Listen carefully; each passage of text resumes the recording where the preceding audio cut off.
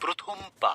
শরীর তৈরি করা একটি সুন্দর বাগানে প্রথম পুরুষ আদম এবং নারী হবা বসবাস করত।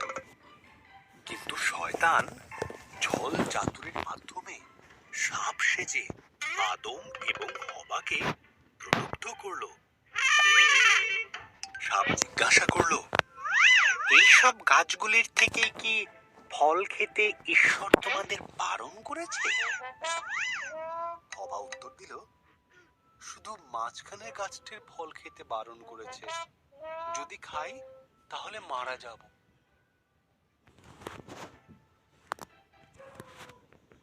সাপ বলল, তুমি মারা যাবে না। ঈশ্বরের ওই গাছ থেকে ফল খেতে না দেওয়ার পেছনে বিশেষ কারণ আছে।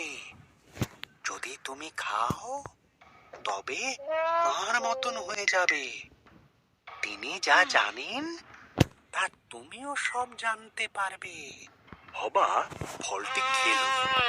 সে তার সঙ্গে আদমকে কিছুটা ফল খেতে দিল।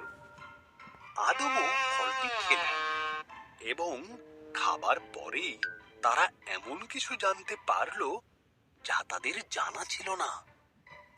এই বিষয়ে তারা জানতে পারল যে তারা উলঙ্গ ছিল। তারা পাতার বস্ত্র তৈরি করে নিজেদের লজ্জা ঢাকলো। তারা আগে কোনোদিন ভয় বা লজ্জা পায়নি।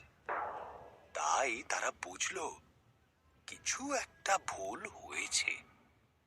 ঈশ্বর ডাকলেন, আদম, হবা। আদম উত্তর দিল, আমরা লুকিয়ে আছি, আমরা উলঙ্গ। ঈশ্বর দীর্ঘশ্বাস ফেলে বললেন, তোমরা ওই গাছের থেকে ফল খেয়েছো, তাই তোমরা জানো। তখন আদম হবাকে দোষ দিল আর হবা সাপকে দোষ দিল। ঈশ্বর বললেন, সাপ, তুমি বুকে ভর দিয়ে চলবে।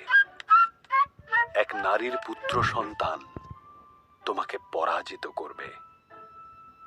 হবা, তুমি কষ্টের সাথে সন্তানের জন্ম দেবে।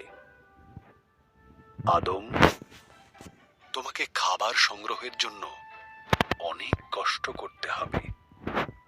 পর ঈশ্বর আদম এবং হবার জন্য পোশাক তৈরি করে তাদের পরালেন আর বাগান থেকে বের করে দিলেন।